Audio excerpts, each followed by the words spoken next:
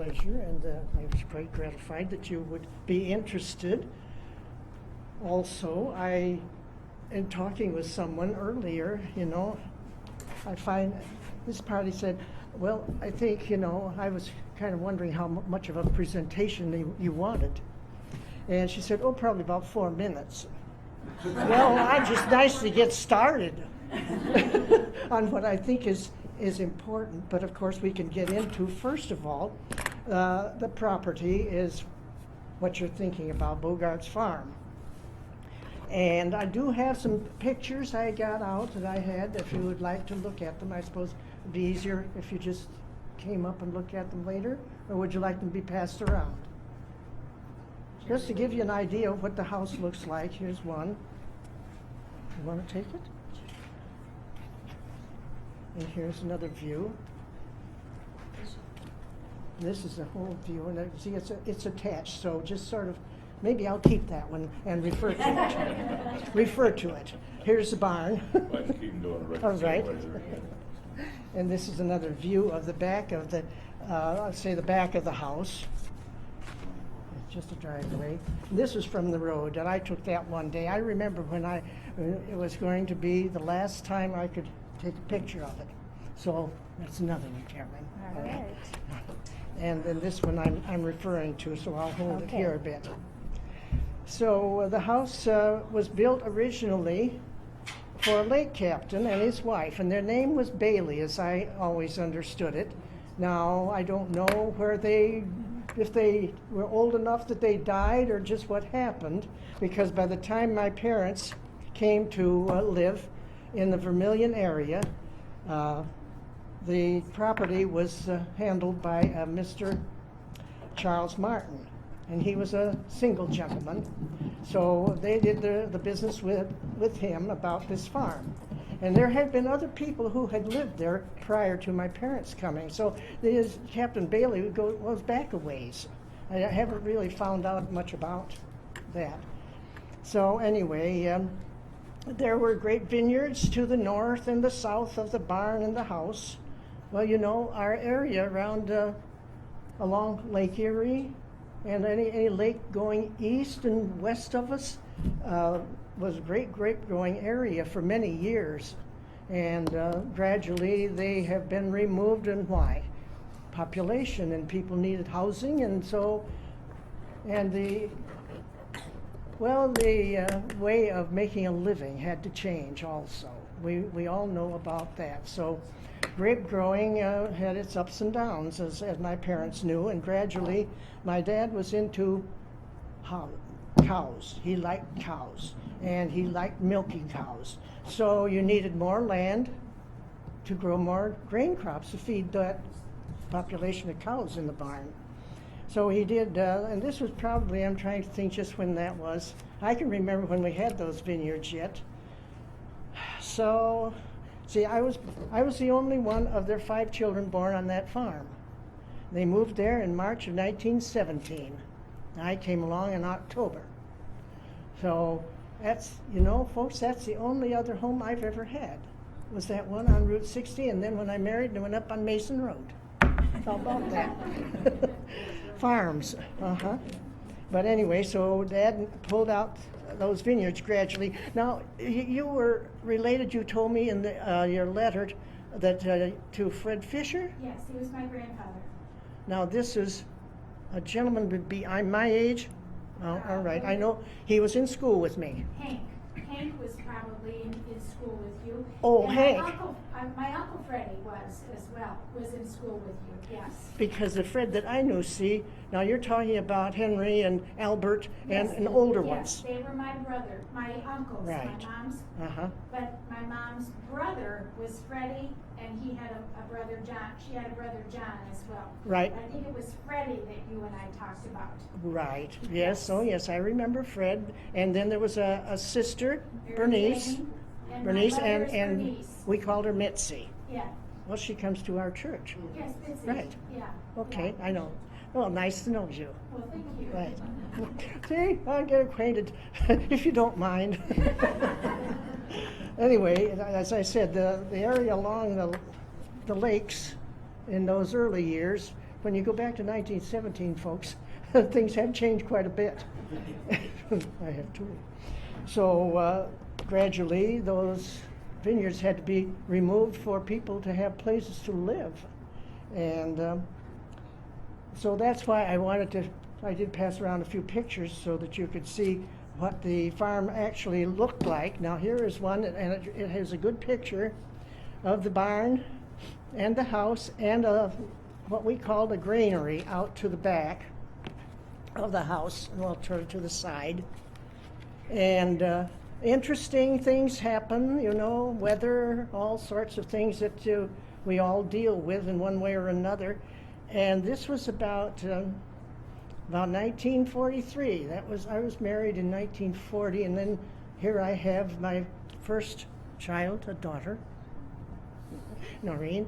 And so I had brought her down to stay with my mother a little while. I had some errands in town, and would you believe, by the time I came back to pick up my daughter, there had been a tornado had gone through there. And this granary that sits between the barn and the house lifted the roof right off that building, took it out in front of the yard, never touched the house. Oh, nature is really something else. We don't control that, do we? Not yet, no. So I thought that would be an interesting point also to tell you about. And then my dad rebuilt the top of that. Then in the upper story, now there's one here, I guess you have that picture going around, that would show the older building. And it was a brick building and 2 stories. So taking the top off, then in that top area there had been a press for the grapes, you see. Well, my dad never used that. He wasn't pressing grapes, he was pressing cows. And so when the roof was taken off that building, well, of course, the press, whatever happened to it, if the tornado could lift that amount of metal, it does something, and we know it really does. So he rebuilt the roof of that, and it looks much more modern. So, but we could play in there. But the granary was for storing the grain from the farm, and of course, as you can see in the other picture, there are silos alongside of the barn, and that was for the corn that you had made into fodder to feed the cows also. So they took a lot of feed and time, but he enjoyed his cows. He really did. Let's see, where was I? I didn't follow this exactly because when he said I could take more time.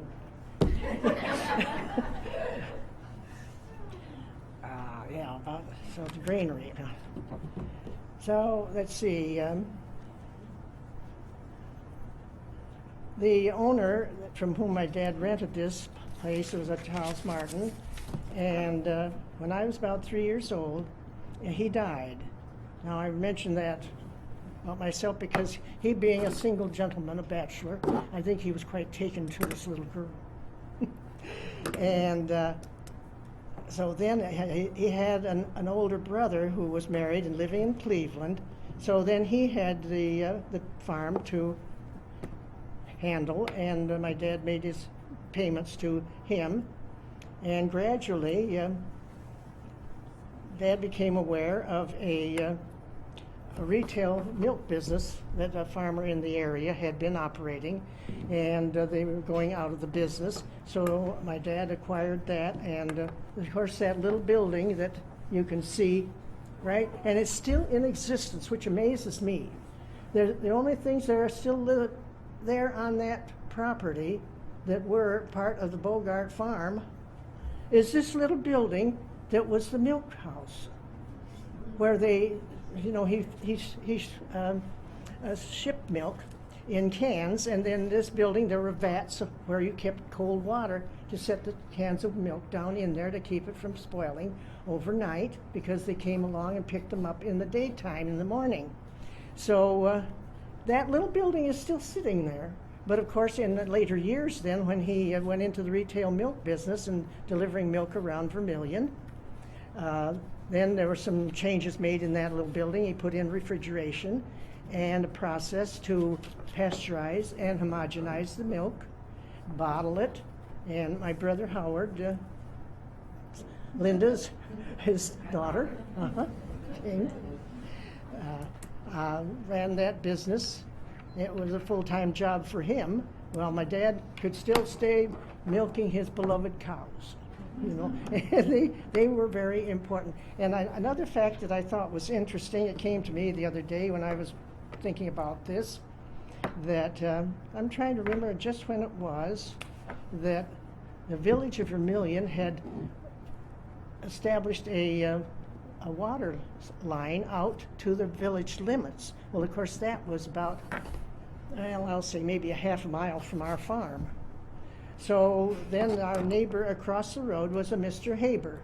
Now, maybe some of you know Don.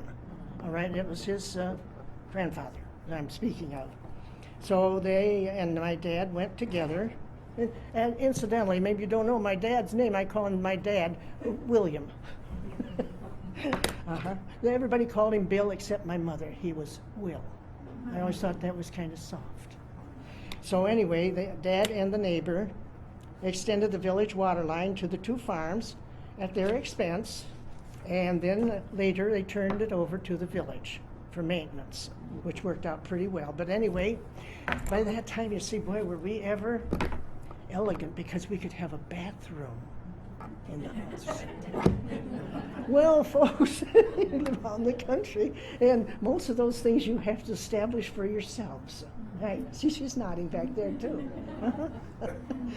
So I hope I'm not being silly.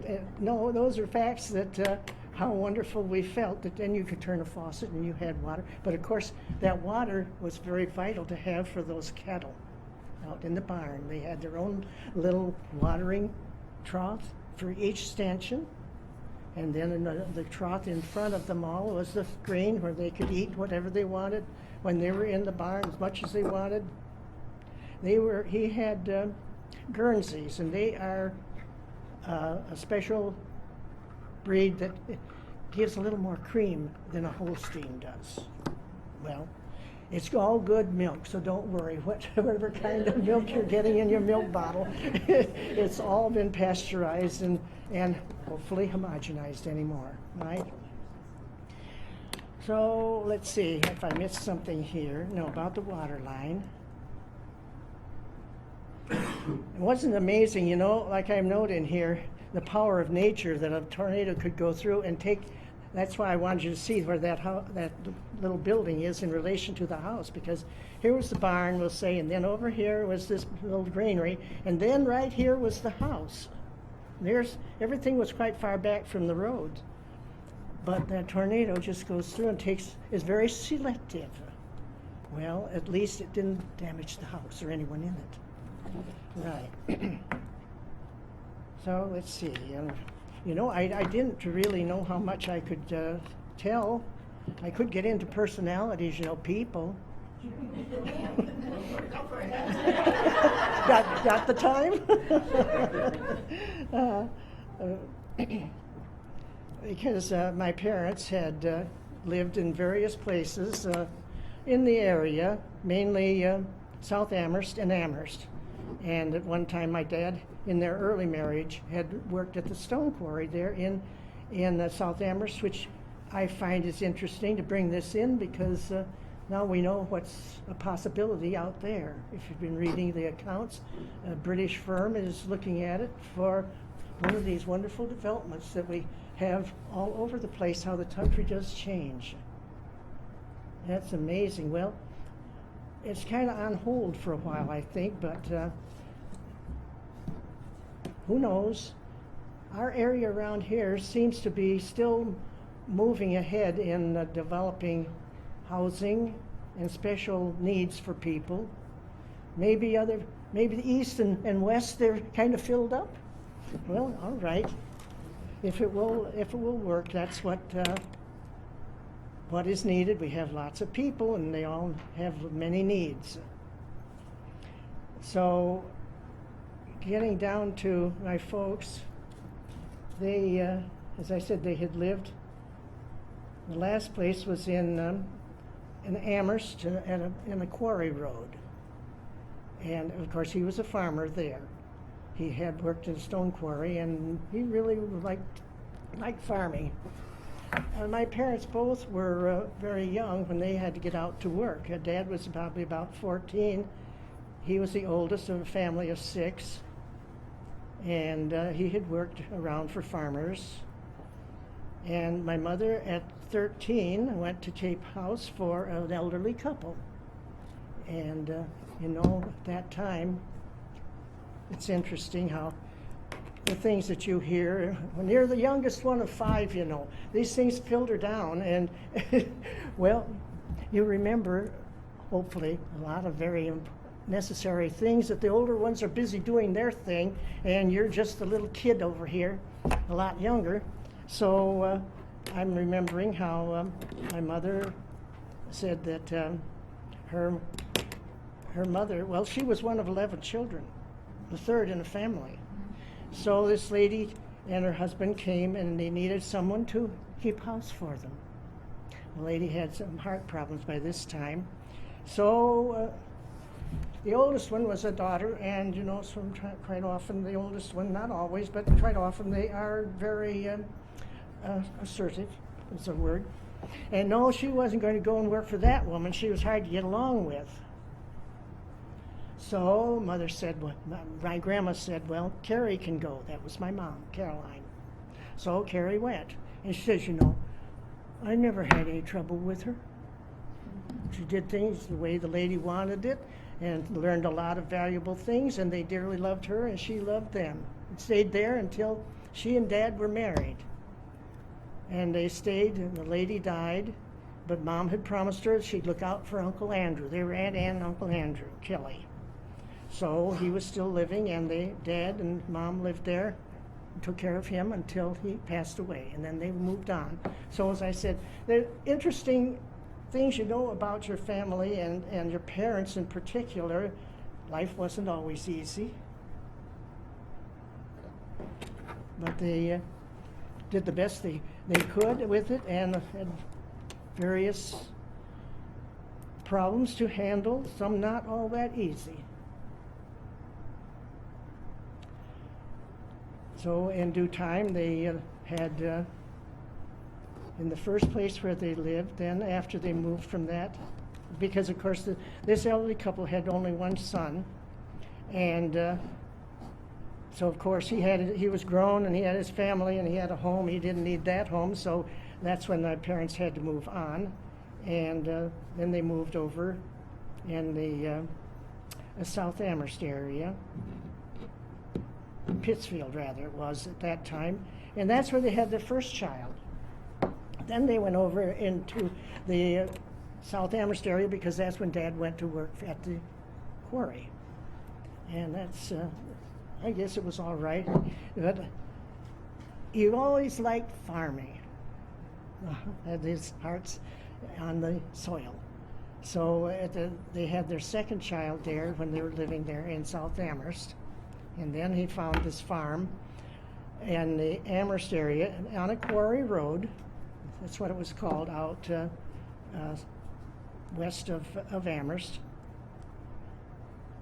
And it was through a friend that knew about this farm was available. So they moved there, and at that time, then about 4 years later, they had Linda's father, my brother Howard, and then another daughter, my sister Ruby. And then from there, they heard about this farm over in Vermilion. Now are there any people that are related to the Mowers at all? Well, you live over near them, right? Well, it was George Maurer was the patriarch of the family, I guess the way to put that, because they learned of this farm at the on the state road, it was called then, out of Vermilion. So that's when they moved to Vermilion in March of 1917, and I was born there in October. So I was a tag-along. They had 2 of each, and then they added me. But this farm, as I said, it was interesting that why it had been built, and for a captain and his wife, and that house really, I don't know whether the pictures really show it adequately. It was 3 full stories. Usually in a 2-story house, maybe you'll have a little storage space up at the top where you don't stand up in it. It's just for storing things, and you crawl around in there. Well, this was a full 3rd story. We could go up there and play. It had its own staircase going up to it. It was really an amazing house, because then over the lower part that you can see, that was where the dining room was. And above that, there was like a little apartment. And there were, let's see, 2 rooms and like a storage, more like it could be a closet up there. And I just assumed that, because that's where we could play also, its own staircase coming up from the dining area, because it's right here was the staircase, and then over here was the kitchen. So you see, it was handy, and I just figured that was for the household help. They had this little apartment up above for them to live up there. So it's interesting how people lived, isn't it though? Well, about I have it down here in 1972 that the house was removed. See, before all this happened, the barn had burned at one time, and I think I was about in the 1st grade. And I came home from school, and Freddie walked home with me, because my dad had those vineyards, you see, and Hattie did some grape picking for us in the fall. So that was interesting when you had identified yourself, see? But anyway, so here was suddenly the barn burned. Well, at least they got any animals were in there out. Fortunately, it was warm enough weather so that they would be outside in the daytime. There might have been a couple, maybe little calves or something, which was sad. You don't like to have animals burn. So then the barn was rebuilt, and that little milk building right next to it, I think maybe that was rebuilt also, because it was much larger and would accommodate then this later business with my brother pasteurizing and bottling milk to live around to Vermilion. So, but the house had to be removed eventually. While my dad was alive, he outlived my mother about 7 years. So she died in 1965. Well, at least she could be home. And yeah, there's that building. And then Dad, well, he had multiple health problems. By this time, he had become, for a farmer, you work hard and you have a large appetite, and you eat for lots of energy, and then it's awfully hard. You get to a condition where suddenly in his 80s, he's diabetic. Oh, shoot. You have to limit how much you can eat of certain things that you always enjoyed. My mother always made pies like you wouldn't believe, because Will liked pie. All right, so Will had to have pie. Absolutely. No question. Boy, did she make good pies too. So this was after Mom died in 1965, and so we maintained that home. Even Dad lived with us, with me and my husband and my children, for a couple of years, and then with his health problems, he had a heart condition, and of course I could give him his insulin shots, no problem. Even while Mother was alive, she couldn't stand to stab him with a needle. Well, so I could do it. Well, I worked for a doctor before I was married, so I knew about such things. So I'd go down every day and give him his insulin. But then he had a heart problem also, and was on digitalis, and then his eyesight. With these other things, we could have handled it, but the glaucoma, And by the time that was detected, he'd lost so much of his vision that he could not live alone. So I told Mother when she was worrying about Will, and I said, no. She had to go to the hospital for a few weeks, and so I'd take him home with me, so she relaxed. So that worked for a couple of years then after she's gone, but then the doctor didn't think that, but what? In a nursing home, there would be certain care always available no matter what might happen. And of course, it can too with people with those kinds of problems. That, well, I wasn't invincible, I guess was the word.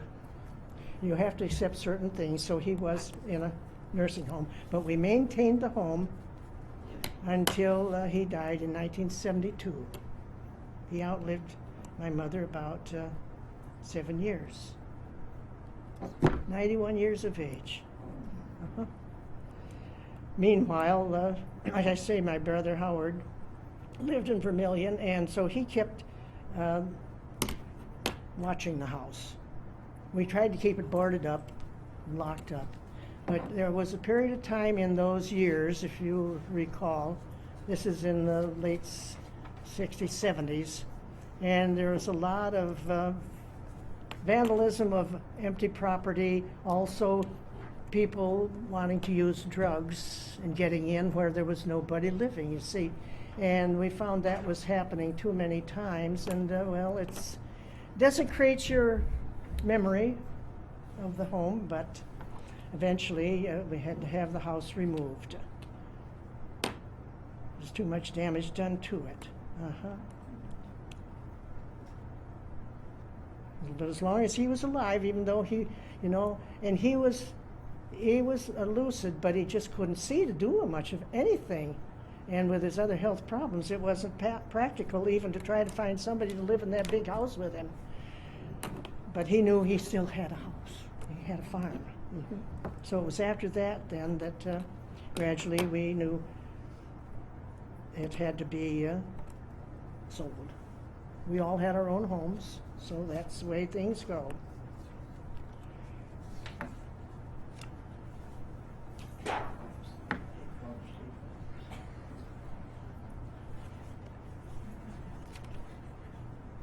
Well, that essentially is quite a bit about the farm, and if you saw the pictures that went around.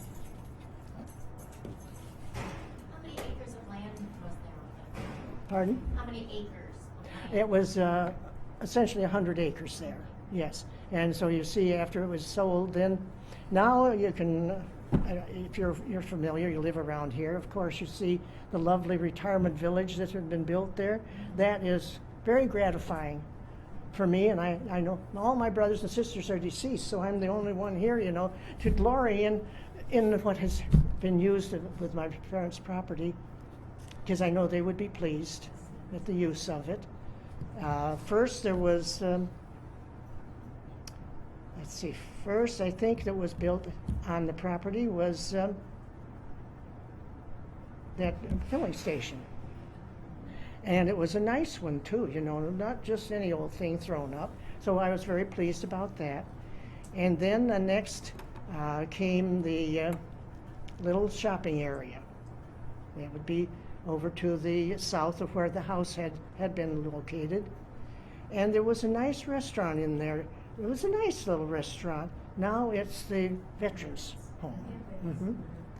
Village to take root. I remember I did serve on a sort of a committee that we were working to interest somebody to use it in that way. So it's still growing, isn't it? Yes. Well, it's a nice addition, don't you think? Very good. And as I put it, folks, Vermilion it took us a while to sell the property. And why? Because it was out south of Vermilion. All east and west was being used first.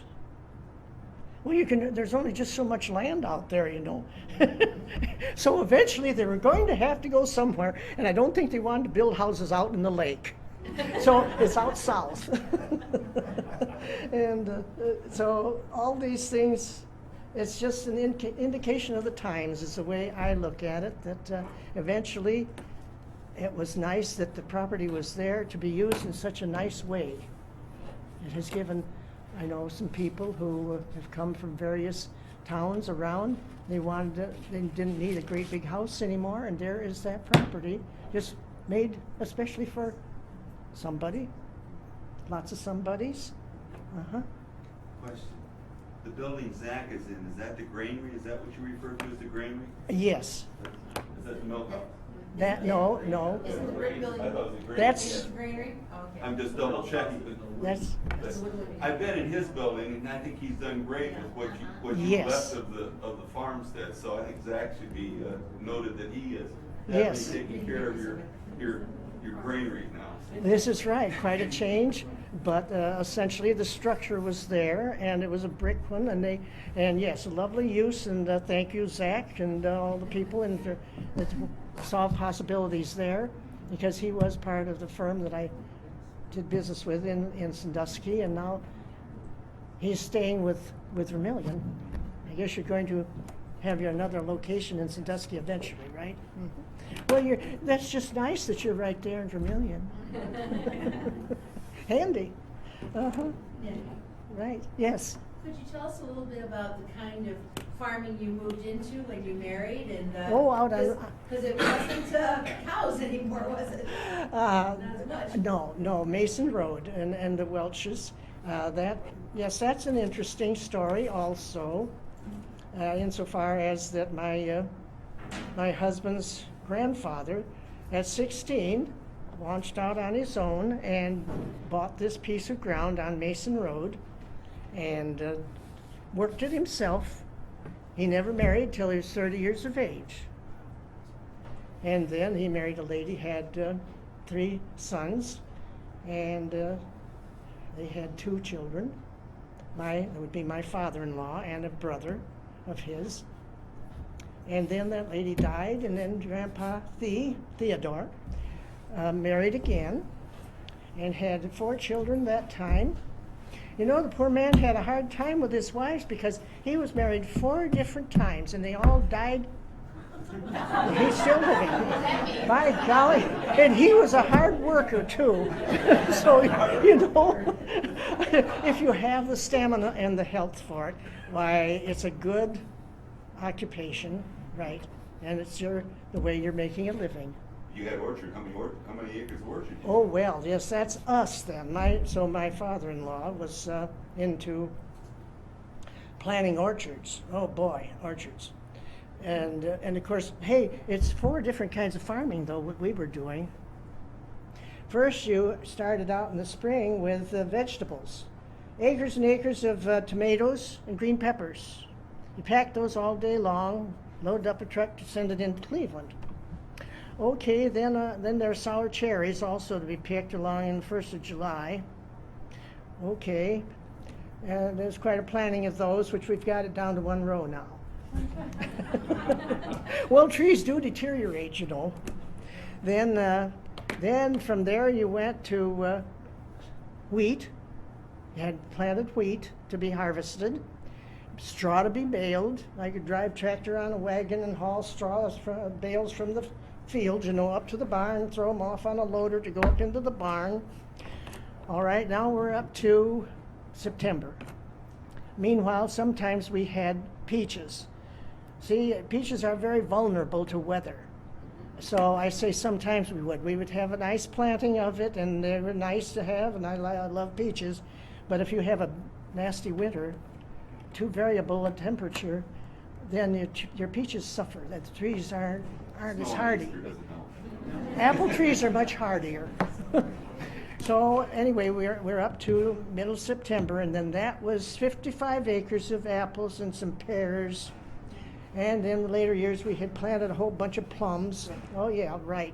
You can't have just a little bit. You have to have enough to make it noticeable, right? Well, when did the pigs come in? Because I remember Mom bringing us out. My mom was Low Shavens. Oh, well, She would that- bring us out. that- yeah, I was yeah, gonna that- see the pigs. Yes, they come in all of this. You're still taking care of pigs. and you have the sows that you breed, you see, to have more little pigs. So yeah, we would market usually, at least in those years, early years. Oh, it'd be about maybe 2 loads a month. Well, then we got into another time, and of course this was my youngest son coming home from college, and by this time my husband's dead, so it's my son and me and his young wife to handle all of this that had been set up for 2 men.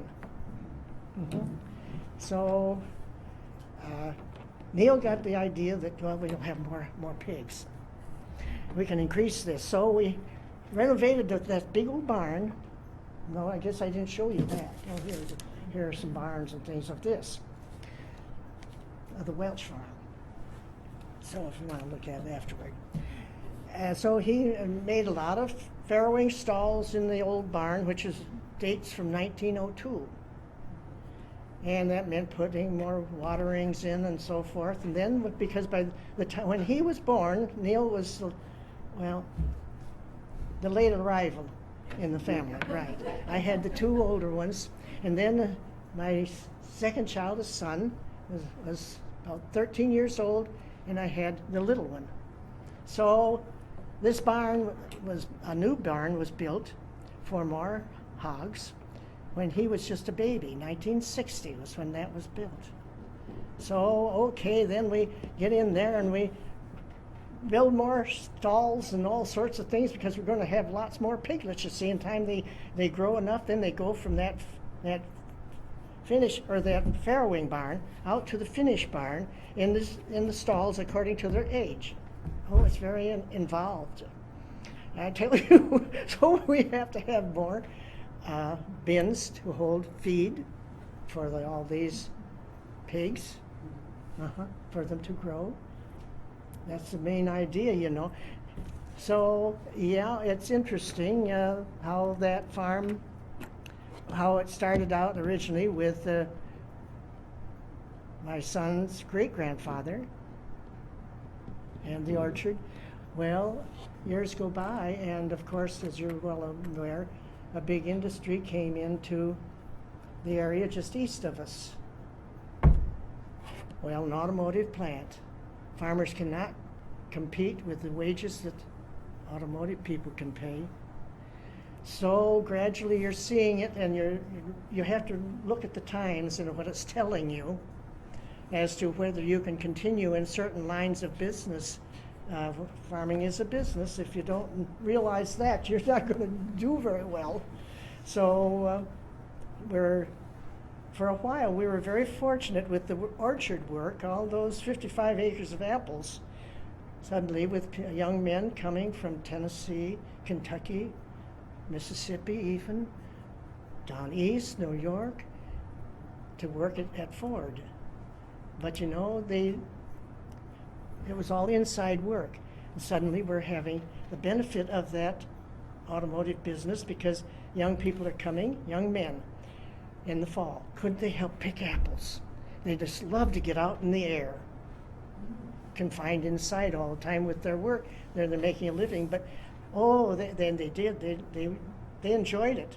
And they were the nicest young men, and you got acquainted with so many nice people. And that helped us for quite a few years. But then, you know, of course, they got a bit older. And the younger people, well, they see things a little differently. That's all right. No problem with it. Everybody makes their living the way they can and want to, we hope. So gradually, why you're having trouble with enough people to do the picking of your crop. And yes, we did go into hiring some that were Mexicans, but they were living in Florida. And they would come up from Florida for just that season, maybe 3 months, you see, at the most, to pick. And then they had homes back here in Florida. So we weren't into any illegal immigration at all, not in those years. But this is going back, you see, to the 1970s, up into the 80s a little bit. Uh-huh. So you managed your work according to what your help was available. And so gradually we've had to, and then like I say, now Neil finished college and he came back to the farm in 1982. My husband died in 83. Right.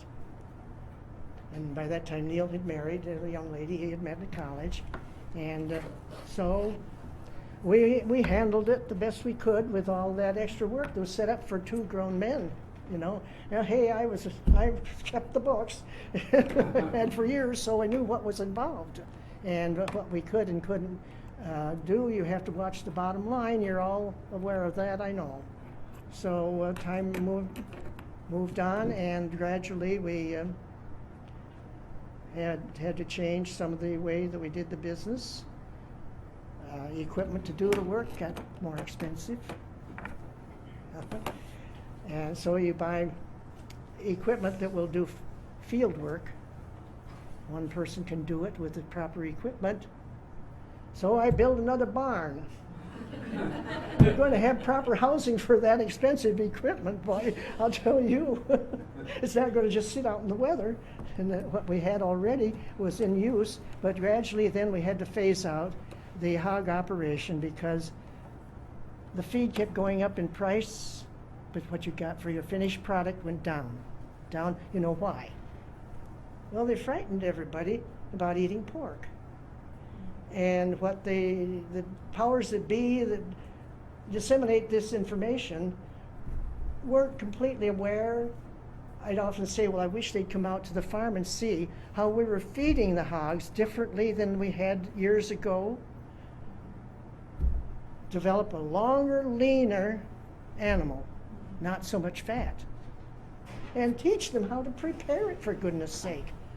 You know, so that you don't have to eat the fat. What little bit there is, you can trim it off. So, well, that's just another problem of our business, agricultural business. So we gradually phased out the hog operation. Neil had done a lot of work on that finished barn, but nothing is wasted. You know what it houses now?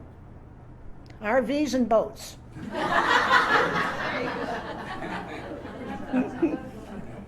And it holds quite a few too, I'll tell you. And meanwhile, now with this new barn that, like I said, that I built for our expensive equipment to have adequate space, we've added on to that barn another big section for some more RVs and boats because, well, there's a big lake out there.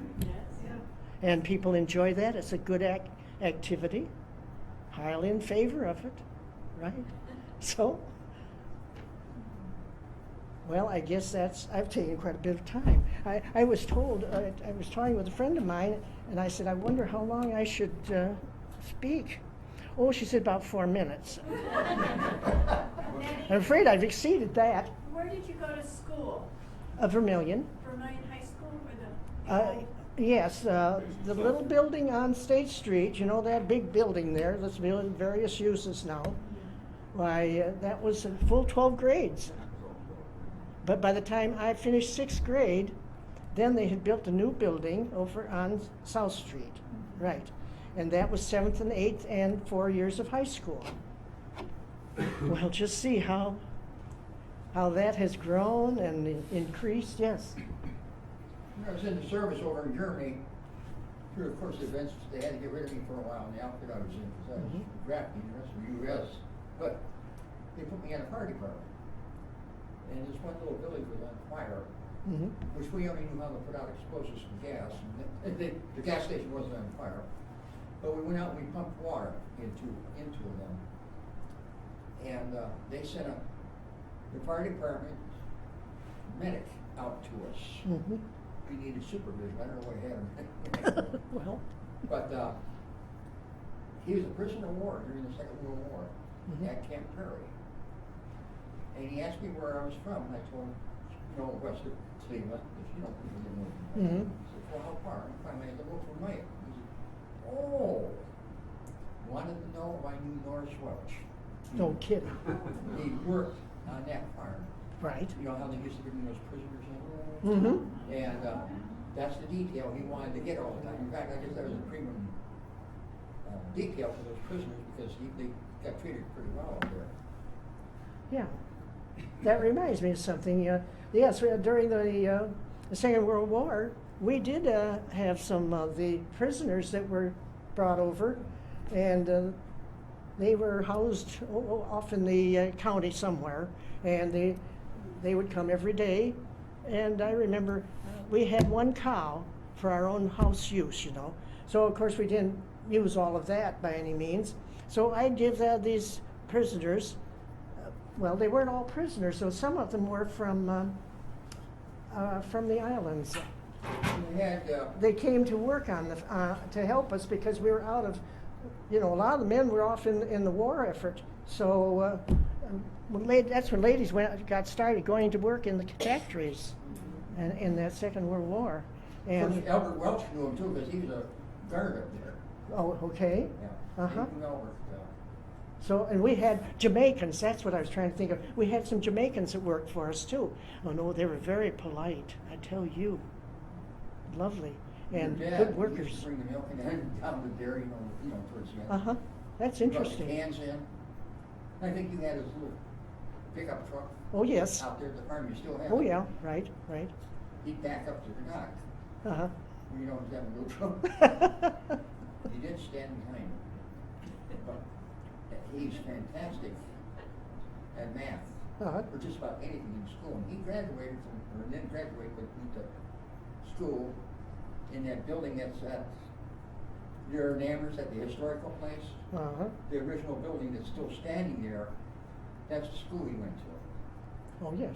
Because I asked him when because he's going on algebra that would be a senior or something in college and all of this stuff. Mm-hmm. And you know, they learned more, I guess, in the first 8 grades back then. Well, there weren't so many distractions, we'll put it that way. Well, yes, that's all interesting because how we progressed and had to have another school building, you see, was because they took in all the outlying little country schools. And I was thinking about that the other day, and there must have been about 5 or 6 dotted out around Vermilion. And then they consolidated the system and brought all those pupils into Vermilion to school. So of course that's when they had to build that bigger building, and had outgrown the one on State Street and eventually, because then they built more and more. They Uh-huh. moved to those buildings, the wooden ones, they moved all over the place. Oh. But a building like that out there, they get moved. No, not hardly. That's right. So, yeah, our community has evolved as a word, I guess, from rural schools into, well, we became a city. Vermilion did with that automotive business coming in, you see. Then all of a sudden we're about 11,000 people, so then you're not a little village anymore, you're a city, a small city. Uh-huh. So, all the changes you can see, yeah. When did your dad get into the dairy business? What's that? When did he get into the dairy business? When did he? When was he in the? When did Dad start with that?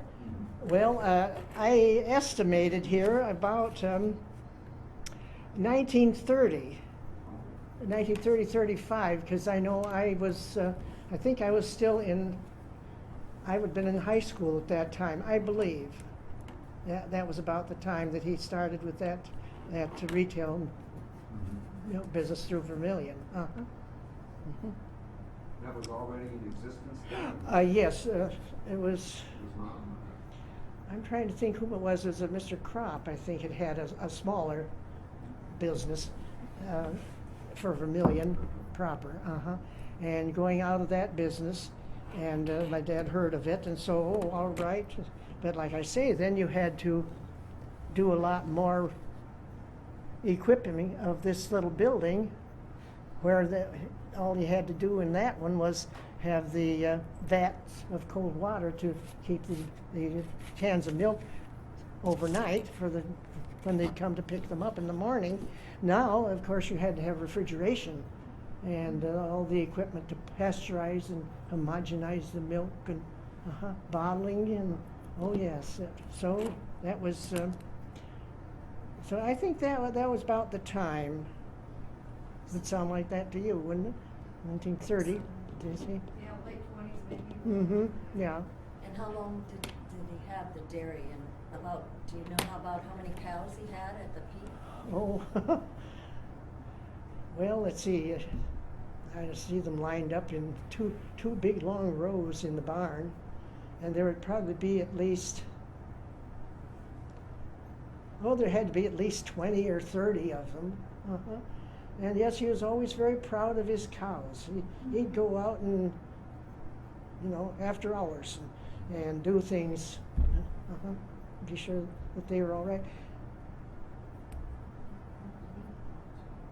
It makes me think of things because, of course, I was home. Some of the older ones, you see, by that time, well, hey, they were 13 and 11, and then 7 and 5 years older than all the other ones, so that the older ones were off on doing their own thing by the time that I'm remembering about the retail milk business. But it was my brother Howard handled that part of the farming, and it worked out pretty well. But then gradually, Dad, he had the opportunity to sell the business, and his health was not the greatest anymore. He'd had to have several hernias operations in his lifetime. And the last time, I think that was the time that he had to quit farming because they told him absolutely he was not to do anything all summer long. And I think my brothers did what farming was done while he was laid up with that, to let that hernia heal, because another time to have to go through that same type of surgery, well, the third time around, you're not taking any chances anymore. Let's see what else I wrote here.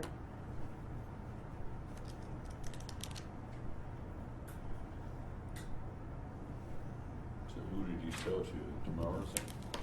Did he sell to Mowers or? Yes, he sold the milk business to Mauer Dairy, and because they had a large business, and that worked out all right. And they've been buying his bulk milk Oh yes, yes, Dad did. That's true. He would. I think he went somewhere. He had this pickup truck, like you spoke about, and he'd go to buy other products that he could supply to the customers. Like cottage cheese, things like that. That naturally he wasn't in the equipped to handle that. So he went to somewhere up to around Fremont, I think. It was quite a little trip, but he had this pickup and he took off. Howard took care of the milk and Dad got the extra supplies. It worked.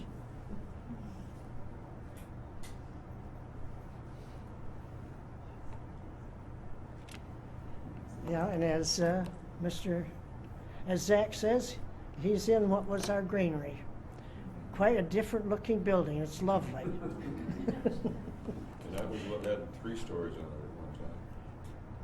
That was where the 3rd floor was, or 2nd floor? No, that granary just had 2 floors. Now there's one picture here somewhere that shows how different that did look.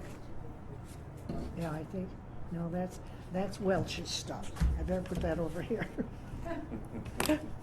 I thought sure I had one that I brought along that would show, because it just stuck way up. Oh, here it is. Here, see in that. Then you turn that other one over and see how it was renovated and lowered the roof line.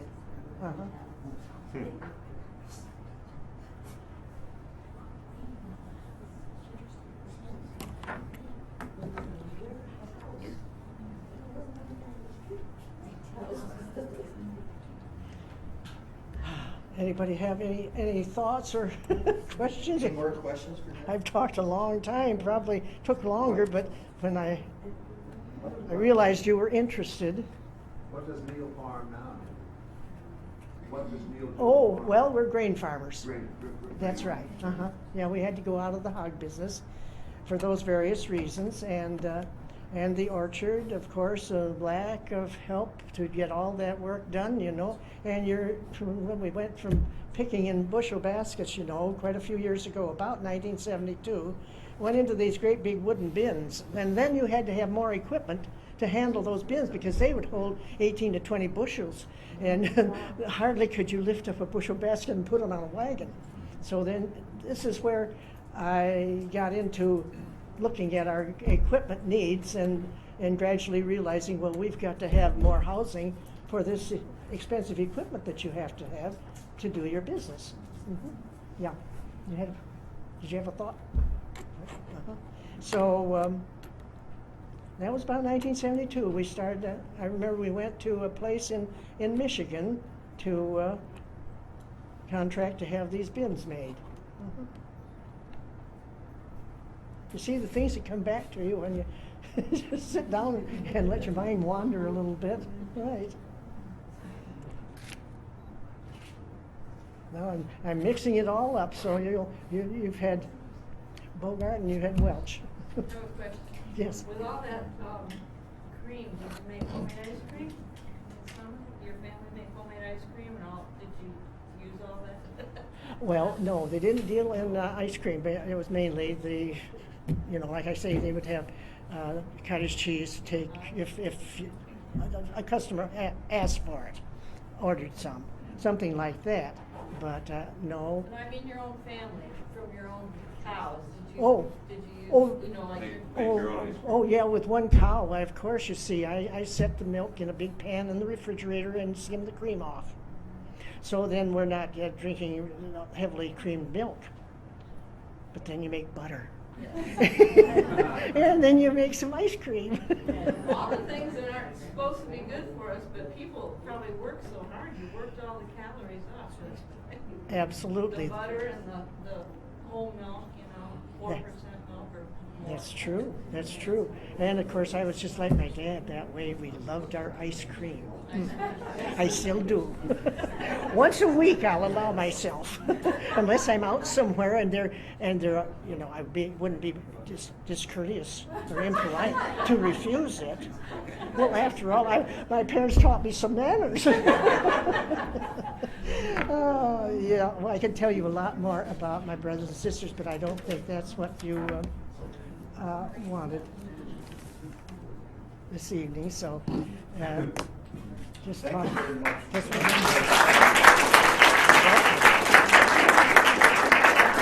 if you didn't get to see all these, if I could leave them here if you'd like to look at some of them, because that's the house. It was a big house. Yes. So gradually the property has been used. It took a while for this retirement